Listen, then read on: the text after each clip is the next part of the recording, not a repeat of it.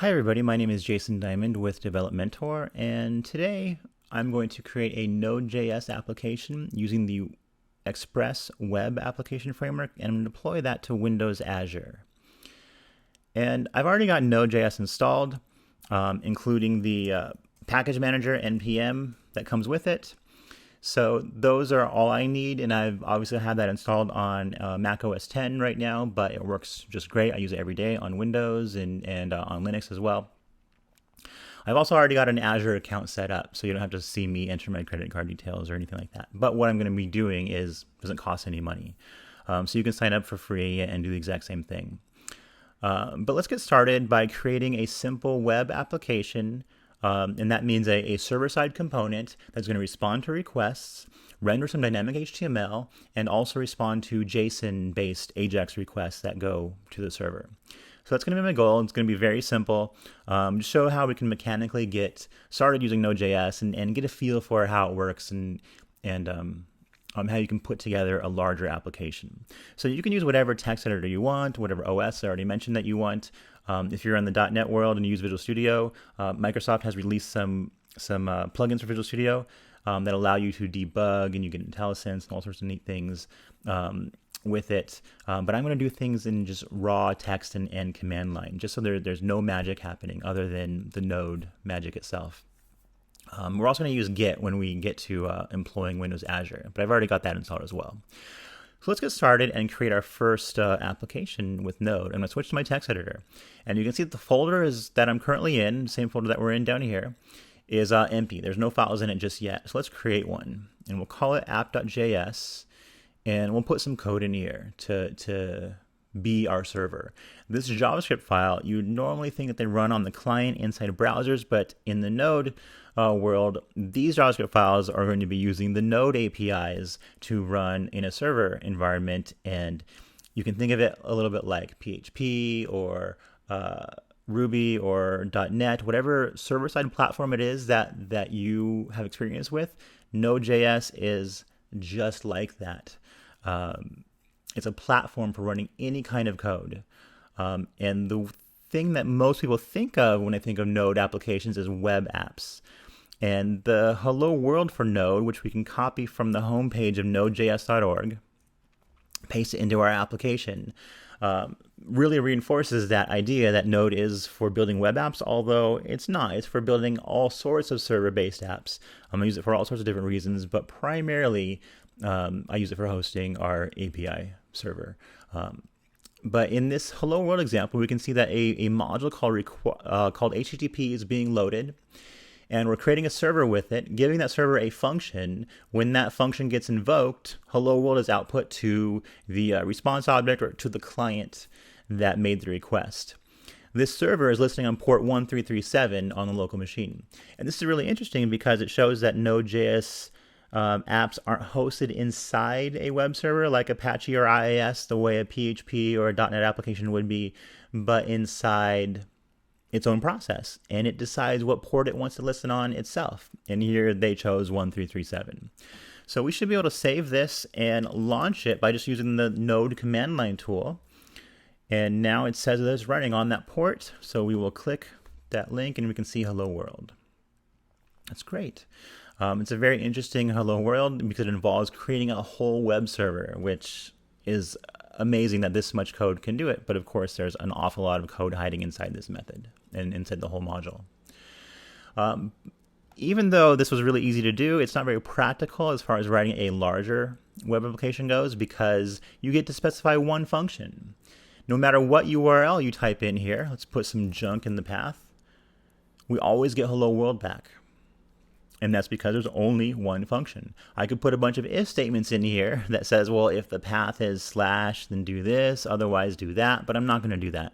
Instead, people who create web applications in Node.js use a higher level framework, kind of like Express.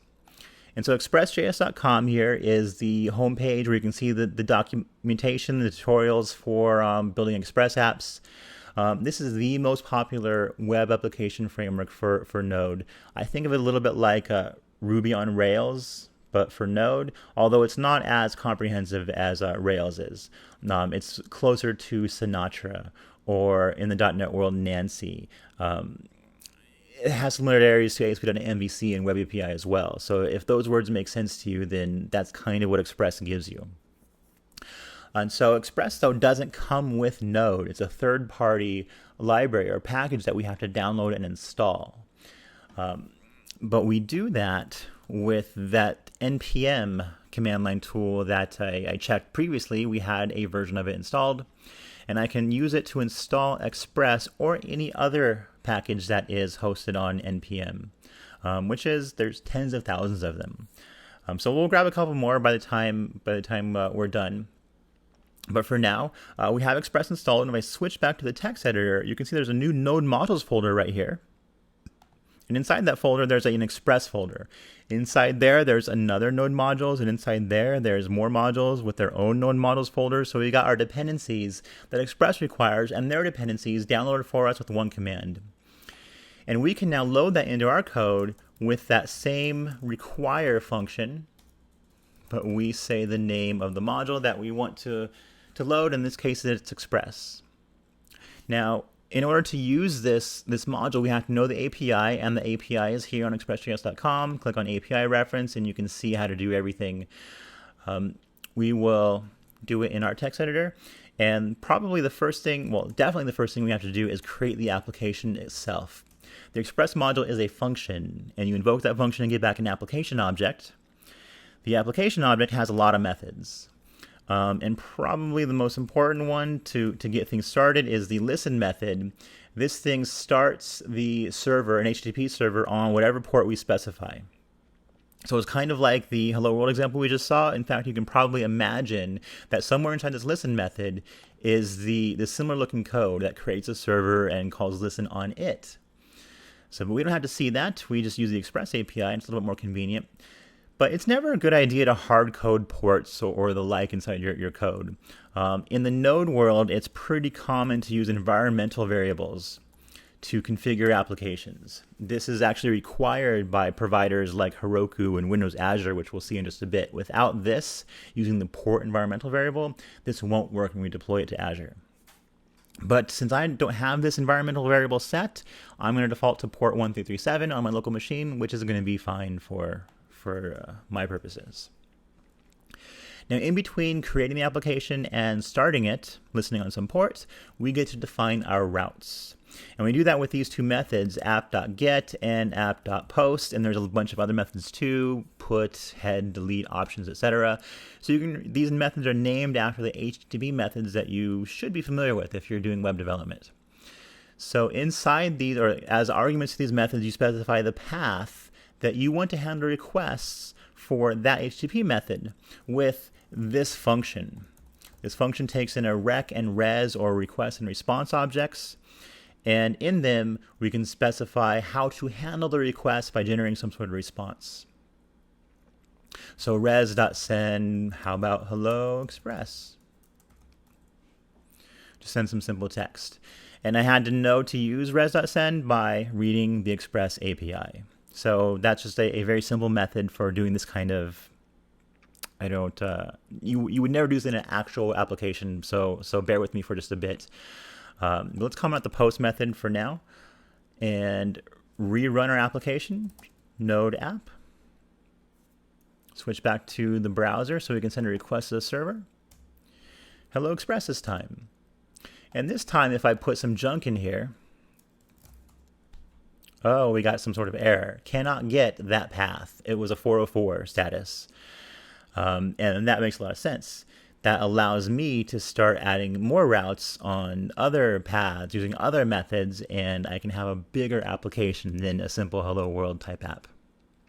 So we'll do some posts in just a little bit. But for now, let's get rid of this simple text right here. Who wants to put text inside inside their JavaScript code? Imagine how much HTML you'd have to put in here to render some sort of reasonable page. One of the other benefits besides routing that Express gives you is the ability to render dynamic views.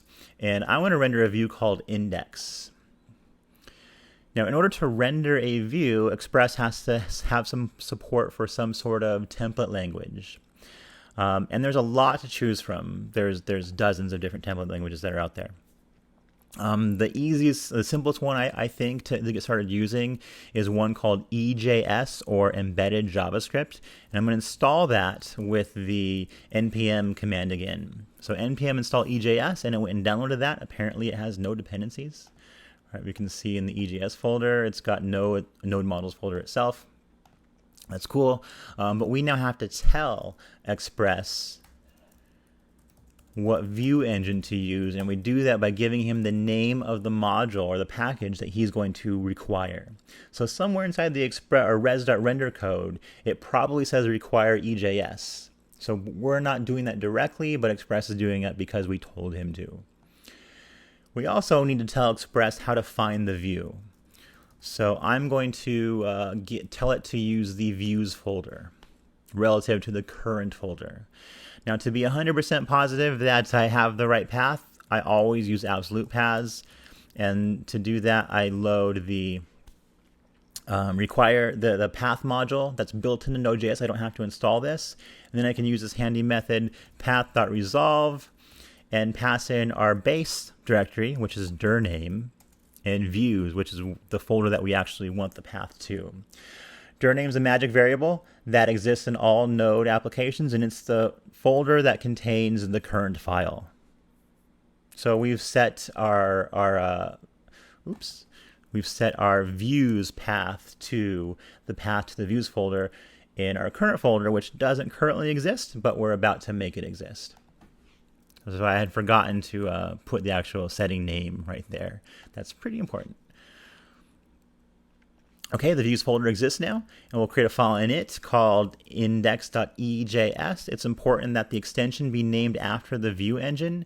That's the convention, but you can change that if you want, but I'm not going to bother. Instead, I'm just going to type in some quick HTML. This is my application, and we are going to render some dynamic some dynamic content. How about a p tag that says this page was rendered at whatever the current time currently is? So however we get that, we'll put that right here.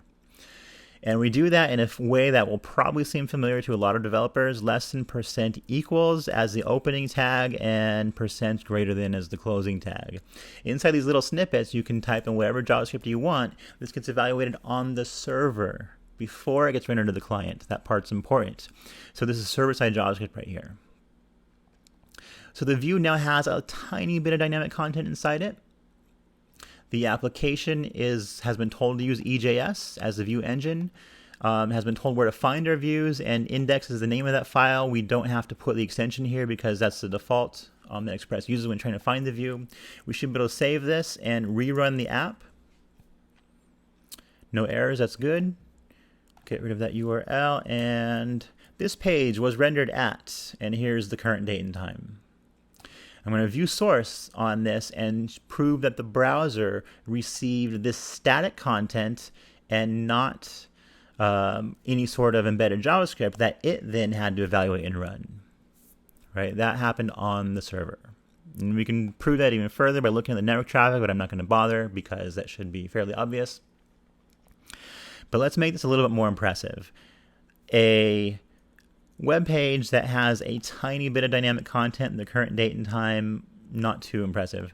Let's add some interactivity. We'll add a button to the page, and we'll do some Ajax in here when they click on the button, and we'll need an ID so that we can my button, I guess, so that we can let the user or let our JavaScript handle requests or clicks on that button, and then we'll make an Ajax request on the user's behalf. Now at this point, I would probably start typing in some JavaScript here and go grabbing that button and setting the click event handler, but I'm not going to do that. Instead, I'd rather have my JavaScript be located inside some external file. So let's load some script.js file and keep the HTML as clean as we can. Now you're probably thinking that this file needs to exist somewhere on the server, probably in the same folder as index.ejs because, well, it looks like a relative path and that's where this file is located. But if we were to stop and restart our app, Was that even necessary? No, I didn't change any code, so I didn't have to stop and restart. And then refresh, we'll see our button appeared. But if we were to open the dev tools, it's down here. Look at the console. Oh, there was an error. 404 for script.js. And look at the path. It's not in that views folder. The client doesn't see the views folder. It's Express on the server who reads files from this folder right here, and then generates this HTML, dynamic HTML content, and sends that down to the client. So we can stick our new file here. We'll call it script.js, and just for now we will alert that we loaded the script so we can see that it worked. We'll take some baby steps, switch back to the browser and refresh, and hey, it still says 404 not found. What's the deal? Well, think about what would happen if Express did allow you to download script.js. It would also have to allow you to download app.js and everything else in your application folder, and that would not be good. Right? There's probably going to be configuration files in here that you want to prevent people from downloading. So what most people do is they create a separate folder called usually something like public, and they put their publicly accessible resources inside that folder. So in my public folder, we now have the script.js file.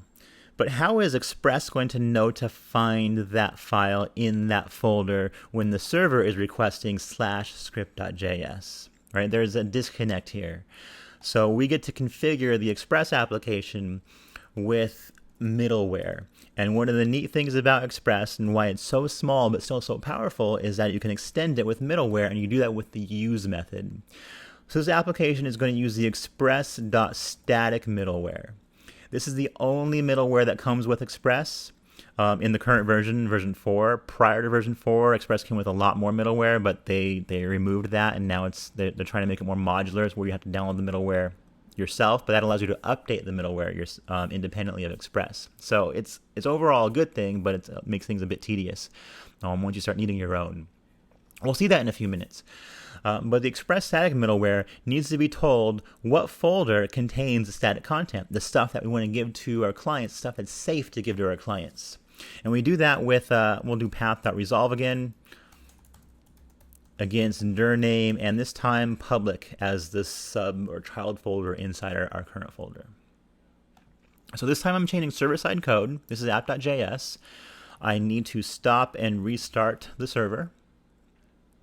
And this is a bit painful at times, which is why a lot of people use a tool called NodeMon.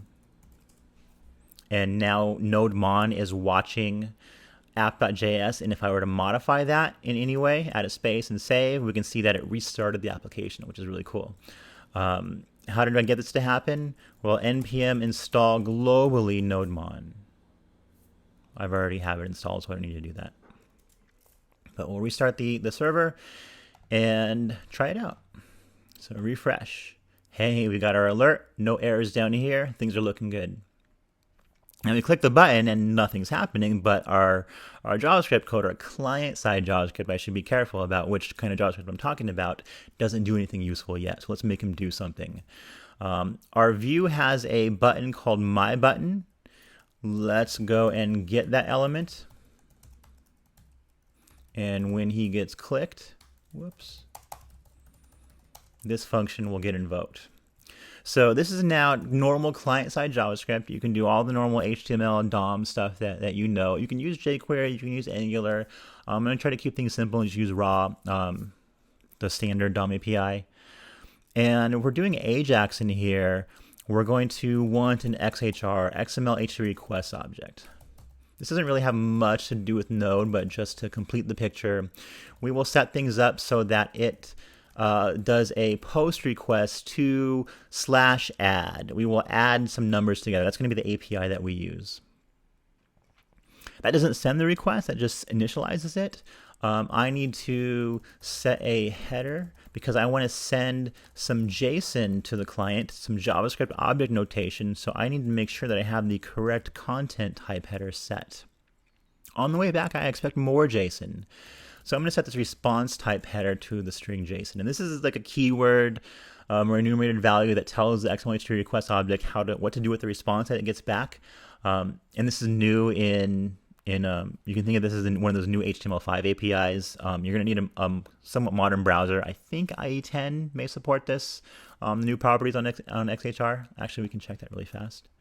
caniuse.com and look up XHR2. And IE10 and 11 look good.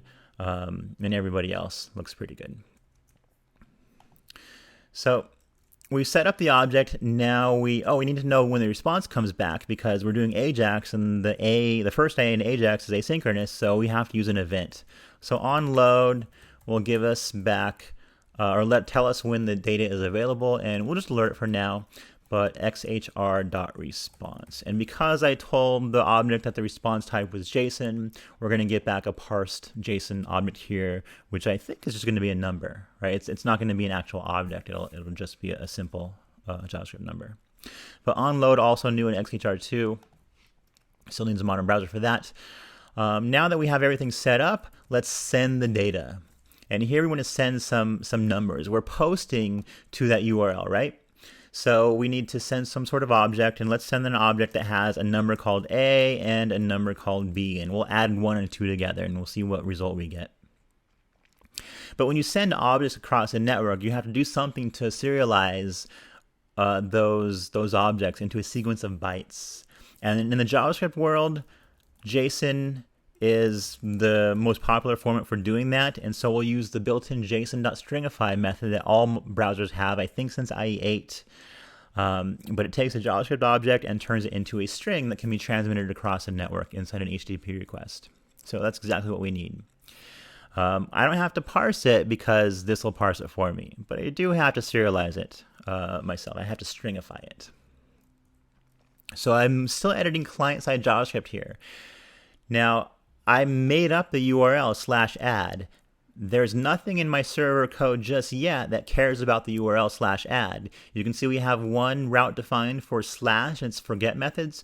We started to do one for post methods. Let's get rid of this comment and say that whenever anybody posts a /add, this function will get invoked. And this function will read A from the request's body and B, and it'll add those two things together, A plus B, and then it will render or send some content to the client in this response object. So I don't want to create a dynamic view. That's usually only done for HTML, although I guess you could do it for JSON. Instead, Express, though, has this helper method called res.json. And you can pass whatever JavaScript object you want, and that gets serialized or stringified and sent to the client. There's only one problem with this, and that is body is not defined. Now, this isn't a problem that you would expect, but it's because Express is so minimal, and it does not come with middleware for parsing JSON request bodies, which is a surprising omission as far as I'm concerned. But I'm going to load some external middleware, and this middleware is called body-parser. That does not come with Express, so I'm going to need to, whoops, we got an error. So because we have the file being washed automatically, it tried to reload it, and we could not find the module body parser. So let's Control-C to stop nodemon, and npm install body parser. And that should now appear here in our node models folder, and there it is. So with it loaded in my code, I can now use it like we did right there, app.use, some middleware. I would need to use it prior to this app.post call because it's this function that needs that middleware to have run. So I can app.use it right here or even right there, but because this is the only route that needs the JSON body parsed, I'm going to do it right here in line in the route definition. Whoops. So body parser.json will return a middleware function that only this route is going to use. And that should make sure that body is defined, and it should have A and B because, well, that's what we're sending, right? A and B. In a real app, we would do some more verification. Let's restart the application, nodemon. Switch back to our app, refresh. I don't see any errors. I'm feeling pretty good. I'm going to click the button. We got the number 3. Wow, we got it right on the first try. Look at the network pane, we can see what the request looks like. And it looked like a JSON object on the way to the server. On the way back, it looked like a simple number, which is a valid JSON object. Right? Numbers are objects in JavaScript. So this is legit. And now your imagination can take over. Right? So now think of what you can do, create your Angular-based client application that's invoking Express-based API endpoints on the server, and there's really no limit to what can happen. But once you've got that great idea and you've implemented the application, you want to start sharing it with other people. How do you do that? Well, you're probably going to want to check it into some sort of source control. And I definitely want to do that in all my projects. So if we look at the files that we have right now, we've got app.js, node modules, the public folder, and the views folder. The only ones I care about are app.js, public, and views. Node modules, that stuff we downloaded from the internet, right? And there's no reason for me to check that in my source control. Although some people do suggest that you do check it in your source control, it's more tedious than not doing it. So I'm going to avoid it for now. I'm just going to first create a Git repository here in my local folder. Then I'm going to add app.js, public, and views to that. And I'm going to make my first commit. So if we look at our history now, we have one commit in here, and it was just made. We can now push this to GitHub, I guess, and other developers can then pull that into their machines and run it. But if we don't send node modules with the rest of this, our code's not going to work. Remember what's inside app.js? We have this require for Express and body parser and indirectly EJS. So somehow we want to describe our dependencies, and the way that Node does that is with a package.json file. And I could write that myself, but it's kind of tedious, so I'm going to use npm to generate one for me. The npm init command, if you run it and just hit enter a bunch of times, will eventually generate a package.json file for you that contains your dependencies. So body parser, EJS, and Express. Now I can commit this to Git, and now other developers will know what their dependencies are, and all they have to do is run the npm install command to get all the dependencies. To prove that, I'm going to delete the node modules folder. Delete. How come I can't delete that folder? Okay, it's gone. And if we were to run our app again, oops, errors. It's probably could not find module express errors. So we got issues. But we have a package.json, and we can npm install. And npm install saw no arguments, right? We didn't tell it what packages to install. So instead it read package.json in the local file folder and downloaded body parser, EJS, and Express. Body parser, EJS, and Express, the stuff that we need. And now our app should start again. Cool, no errors. We now have everything that we need to push this to our hosted source control repository to share with other devs, but we can also now push it to Windows, Azure, or Heroku, or any of the other platform as a service providers that you may prefer. So Azure's pretty reasonably priced, free for simple dev stuff. I'm going to create a brand new compute website, click create, and type in some sort of URL here. I guess I'll call it the same as my package, or as my folder. Node, Express, Azure. Cool, nobody's using it, so okay. And it's creating the site. Sometimes I see this get stuck. Oh, this time it didn't get stuck, but sometimes I have to refresh in order for it to finish and say that it's done. But it's showing me the URL right here, and there's currently nothing there. Right? The site exists, but there's nothing on it. So going back to Azure, if we actually open the site's details, on the left side here, there will be a set up deployment from source control option. And this is super convenient for us developers that are already using Git,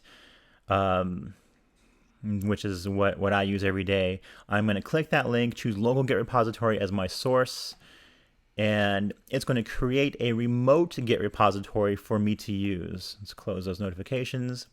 And here is the URL for this. There's even instructions on how to do it if you're not that familiar with Git. But I'm going to copy that URL and switch back to my command line prompt and add a remote named Azure. I can call it whatever I want, but that long URL right there is the where Windows Azure created a Git repository for me to push to. And I should mention, by the way, that upon doing this, it already knew my username and a password. I didn't have to enter that, but you will have to do this the very first time. I've already done this, so I didn't get prompted again. But add the remote in Git. Now that I have the remote added and Git knows about this URL, I can push to it. So I'm going to use the word Azure. So I called the remote. So Git push to Azure master branch. So that simple command, and this should be listed right here. Right? Git remote add Azure, and then git push Azure master. Oh, it wants my password down here. Hope I remember it. Got it. We now see that Azure stuff is happening, and oh, there's NPM stuff happening. That means it's downloading the packages that we require, and it says it's done. So if we switch back to the dashboard, we can see the URL, and this page was rendered at, you can see the URL here, Node Express Azure, azurewebsites.net, our button, number 3.